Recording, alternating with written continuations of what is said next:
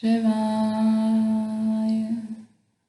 Om Namah Shivaya. Om Namah Shivaya. Ya Devi Sarvabhuteshu Shakti Rupena Samstita. Namastasyai Namastasyai Namastasyai Namo Namaha. Chapter 16. Outwitting the Stars. Mukunda, why don't you get an astrological armlet? Should I, Master? I don't believe in astrology. It is never a question of belief. The only scientific attitude one can take on any subject is whether it is true.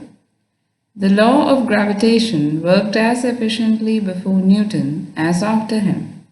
The cosmos would be fairly chaotic if its laws could not operate without the sanction of human belief.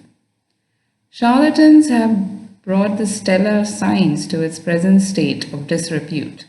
Astrology is too vast, both mathematically and philosophically, to be rightly grasped except by men of profound understanding. If ignoramuses misread the heavens and see there a scroll instead of a script, that is to be expected in this imperfect world. One should not dismiss the wisdom with the wise. All parts of creation are linked together and interchange their influences. The balanced rhythm of the universe is rooted in reciprocity. My Guru continued, man in his human aspect has to combat two sets of forces.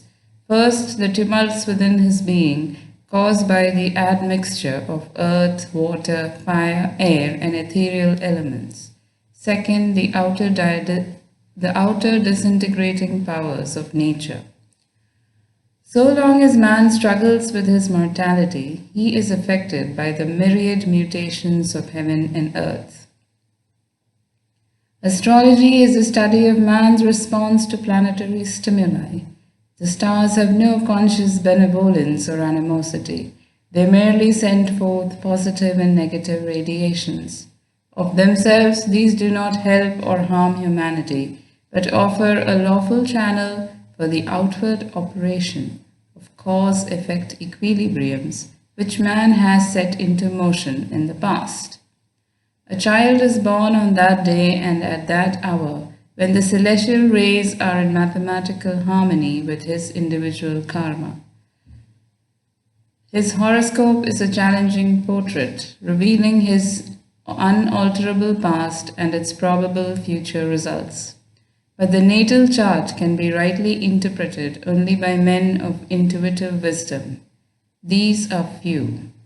The message boldly blazoned across the heavens at the moment of birth is not meant to emphasize fate, the result of past good and evil, but to arouse man's will to escape from his universal thraldom. What he has done, he can undo. None other than himself was the instigator of the causes of whatever effects are now prevalent in his life. He can overcome any limitation because he created it by his own actions in the first place, and because he has spiritual resources which are not subject to planetary pressure. Superstitious awe of astrology makes one an automaton, slavishly dependent on mechanical guidance. The wise man defeats his planets, which is to say his past, by transferring his allegiance from the creation to the Creator. The more he realizes his unity with Spirit, the less he can be dominated by matter. The soul is ever free. It is deathless because birthless. It cannot be re-regimented by stars. Man is a soul and has a body. When he properly places his sense of identity, he leaves behind all compulsive patterns. So long as he remains confused in his ordinary state of spiritual amnesia, he will know the subtle fetters of environmental law. God is harmony. The devotee who attunes himself will never perform any action amiss, His activities will be correctly and naturally timed to accord with astrological law. After deep prayer and meditation, he is in touch with his divine consciousness.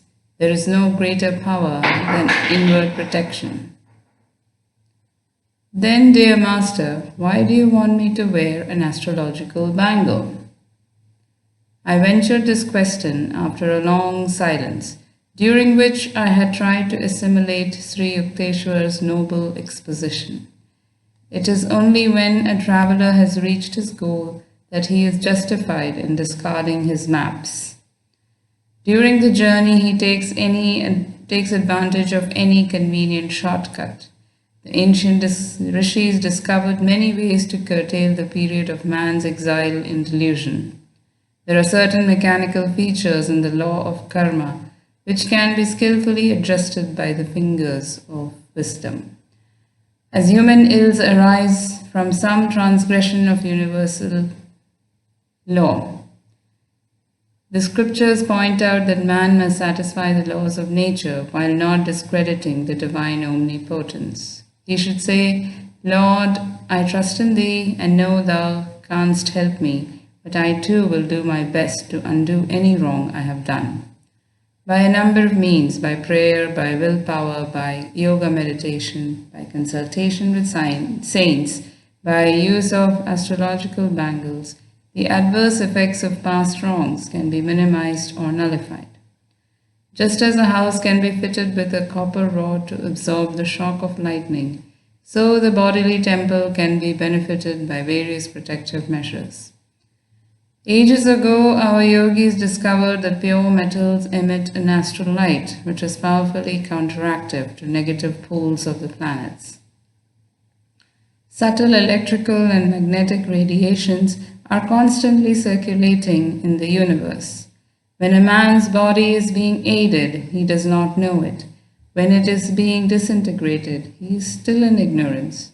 Can he do anything about it? This problem received attention from our rishis. They found helpful not only a combination of metals, but also of plants, and most effective of all, faultless dwells of not less than 2 carats. The preventive uses of astrology have seldom been seriously studied outside of India. One little known fact is that proper jewels, metals, or plant preparations are valueless unless the required weight is secured and unless these remedial agents are worn next to the skin. Sir, of course, I shall take your advice and get a bangle. I am intrigued at the thought of outwitting a planet. For general purposes, I counsel the use of an armlet made of gold, silver, and copper. But for the specific purpose, I want you to get one of silver and lead. Sri Yukteswar added careful directions. Guruji, what specific purpose do you mean? The stars are about to take an unfriendly interest in you, Mukunda. Fear not, you shall be protected. In about a month, your liver will cause you much trouble. The illness is scheduled to last 6 months, but your use of an astrological armlet will shorten the period to 24 days. I sought out a jeweler the next day and was soon wearing the bangle. My health was excellent. Master's prediction slipped from my mind. He left Serampore to visit Benares. 30 days after our conversation, I felt a sudden pain in the region of my liver. The following weeks were a nightmare of excruciating pain. Reluctant to disturb my guru, I thought I would bravely endure my trial alone. But 23 days of torture weakened my resolution. I entrained for Benares. There Sri Yukteswar greeted me with unusual warmth, but gave me no opportunity to tell him my woes in private. Many devotees visited Master that day, just for a darshan. Ill and neglected, I sat in a corner. It was not until after the evening meal that all guests had departed. My guru summoned me to the octagonal balcony of the house. You must have come about your liver disorder. Sri Yukteswar's gaze was averted. He walked to and fro, occasionally intercepting the moonlight. Let me see you. You have been ailing for 24 days, haven't you? Yes, sir. Please do the stomach exercise I have taught you. If you knew the extent of my suffering, Master, you should not ask me to exercise. Nevertheless, I made a feeble attempt to obey him. You say you have pain. I say you have none. How can such contradictions exist? My guru looked at me inquiringly. I was dazed and then overcome with joyful relief. No longer could I feel the continuous torment that had kept me nearly sleepless for weeks. At Sri Yukteswar's words, the agony vanished as though it had never been. I started to kneel at his feet in gratitude, but he quickly prevented me. Don't be childish. Get up and enjoy the beauty of the moon over the Ganges. But Master's eyes were twinkling happily as I stood in silence beside him. I understood by his attitude that he wanted me to feel that not he, but God had been the healer. I wear even now the heavy silver and lead bangle, a memento of that day, long past, ever cherished, when I found anew that I was living with a personage indeed superhuman. On later occasions, when I brought my friends to Sri Yukteswar for healing, he invariably recommended rules or the bangle, extolling their use as an act of astrological wisdom. I had been prejudiced against astrology from my childhood, partly because I had observed that many people were sequaciously attached to it, and partly because of a prediction made by our family astrologer. You will marry 3 times, being twice a widower. I brooded over the matter, feeling like a goat awaiting sacrifice before the temple of triple matrimony. You may as well be resigned to your fate, my brother had remarked.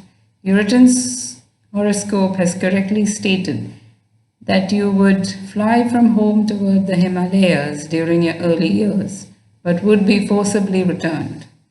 The forecast of your marriages is bound to be true. A clear intuition came to me that night that the prophecy was wholly false. I set fire to the horoscope scroll, placing the ashes in a paper bag on which I wrote, "Seeds of past karma cannot germinate if they are roasted in the divine fires of wisdom." I put the bag in a conspicuous spot. Ananda immediately read my defiant comment. You cannot destroy truth as easily as you have burnt this paper scroll. My brother laughed scornfully. It is a fact that on 3 occasions before I reached manhood, my family tried to arrange my betrothal. Each time I refused to fall in with the plans, knowing that my love for God was more overwhelming than any astrological persuasion from the past. The deeper the self-realization of the man, the more he influences the whole universe by his subtle spiritual vibrations, unless he himself is affected by the phenomenal flux. These words of Masters often returned inspiringly to my mind. Occasionally, I told astrologers to select my worst periods according to planetary indications, and I would still accomplish whatever task I set myself. It is true that my success at such times has been accompanied by extraordinary difficulties, but my conviction has always been justified. Faith in the divine protection and the right use of man's God-given will are forces formidable beyond any the inverted bowl can muster. The starry inscription at one's birth, I came to understand, is not that man is a puppet of his past. Its message is rather a prod to pride. The very heavens seek to arouse man's determination to be free from every limitation. God created each man as a soul, dowered with individuality, hence essential to the universal structure, whether in the temporary role of a pillar or parasite. His freedom is final and immediate. If he so wills, it depends not on outer but inner victories. Sri Yukteswar discovered the mathematical application of a 24,000-year equinoctial cycle to our present age. The cycle is divided into an ascending arc and a descending arc, each of 12,000 years. Within each arc falls 4 yugas or ages called Kali, Dwapara, Treta and Satya, corresponding to the Greek ideas of iron, bronze, silver and golden ages. My guru determined by various calculations that the last Kali Yuga or Iron Age of the ascending arc started about 500 AD. The Iron Age, 1200 years in duration, is a span of materialism. It ended about AD 1700. The year ushered in Dwapara Yuga, a 2400-year period of electrical and atomic energy developments, the age of telegraph, radio, airplanes, and other space annihilators. The 3600-year period of Treta Yuga will start in AD 4100. Its age will be marked by common knowledge of telepathic communications and other time annihilators. During the 4800 years of Satya Yuga, final age in an ascending arc, the intelligence of a man will be completely developed. He will work in harmony with the divine plan. A descending arc of 12,000 years, starting with a descending golden age of 4,800 years, then begins for the world, as man gradually sinks into ignorance. These cycles are the eternal rounds of Maya, the contrasts and relativities of the phenomenal universe. Man, one by one, escapes from the creation's prison of duality as he awakens to the consciousness of his inseverable divine unity with the Creator. Master enlarged my understanding not only of astrology, but of the world's scriptures. Placing the holy texts on the spotless table of his mind, he was able to dissect them with the scalpel of intuitive reasoning, and to separate errors and interpolations of scholars from the untruths as originally expressed by the prophets. Fix one's vision on the end of the nose. This inaccurate interpretation of a Bhagavad Gita stanza, widely accepted by Eastern pundits and Western translators, used to arouse Master's droll criticism. The path of a yogi is singular enough as it is, he remarked. Why counsel him that he must also make himself cross-eyed? The true meaning of Nasikagaram is The true meaning of Nasikagram is the origin of the nose, not the end of the nose. The nose begins at the point between the two eyebrows, the seat of spiritual vision.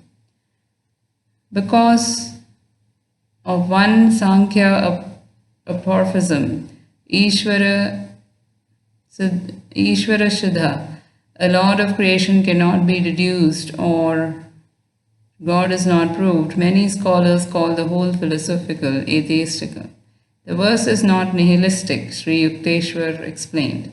It merely signifies that to the final unenlightened man, dependent on his senses for all final judgments, the proof of God must remain unknown and therefore non-existent.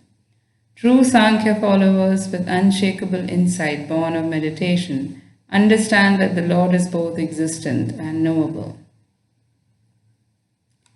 Master expounded the Christian Bible with beautiful clarity.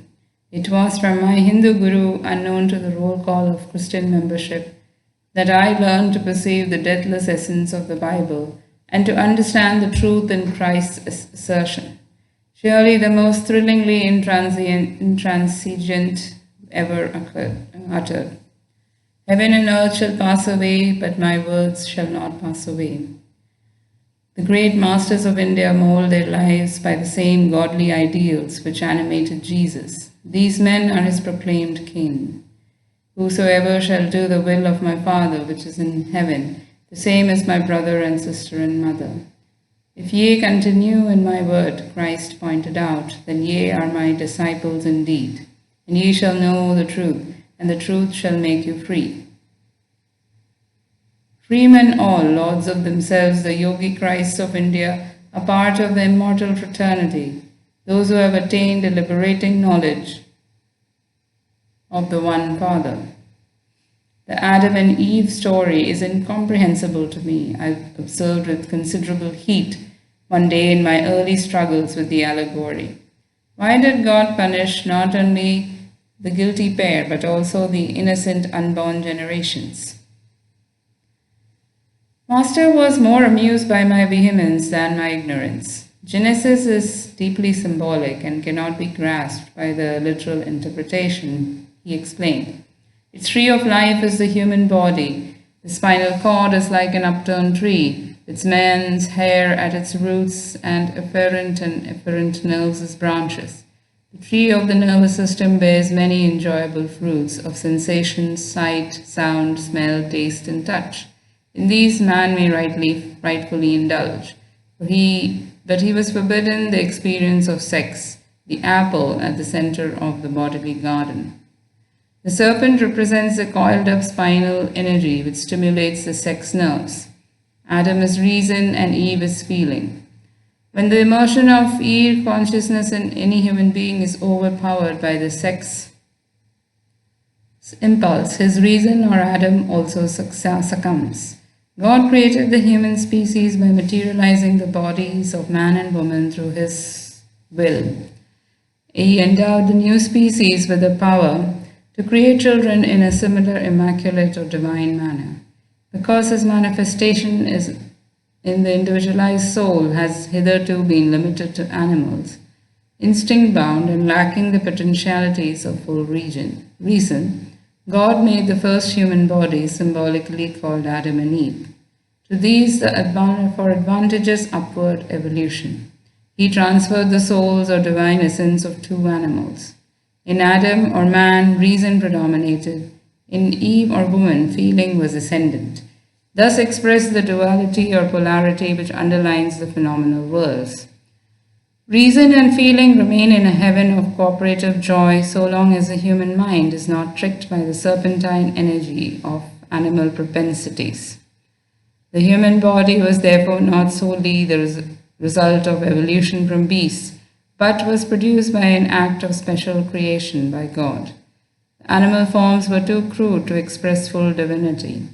The human being was uniquely given tremendous mental capacity, the thousand-petal lotus of the brain, as well as acutely awakened occult centers in the spine. God, or the divine consciousness present within the first created pair, counseled them to enjoy all human sensibilities, but not to put their concentration on touch sensations. These were banned in order to avoid the development of the sex organs, which would enmesh humanity in the inferior animal method of propagation. The warning not to revive subconsciously present bestial memories were not heeded. Resuming the way of brute procreation, Adam and Eve fell from the state of heavenly joy natural to the original perfect man. Knowledge of good and evil refers to the cosmic dualistic compulsion. Falling under the sway of Maya through misuse of his feeling and reason, or Eve and Adam, consciousness relinquishes his right to enter the heavenly garden of divine self-sufficiency. The personal responsibility of every human being is to restore his parents or dual nature to a unified harmony or Eden. As Sri Yukteswar ended his discourse, I glanced with new respect at the pages of Genesis. Dear Master, for the first time I feel a proper filial obligation towards Adam and Eve. End of chapter. Yogarato va bhogarato va sangarato va sangavinah yasya brahmani ramate chetam nandati nandati nanda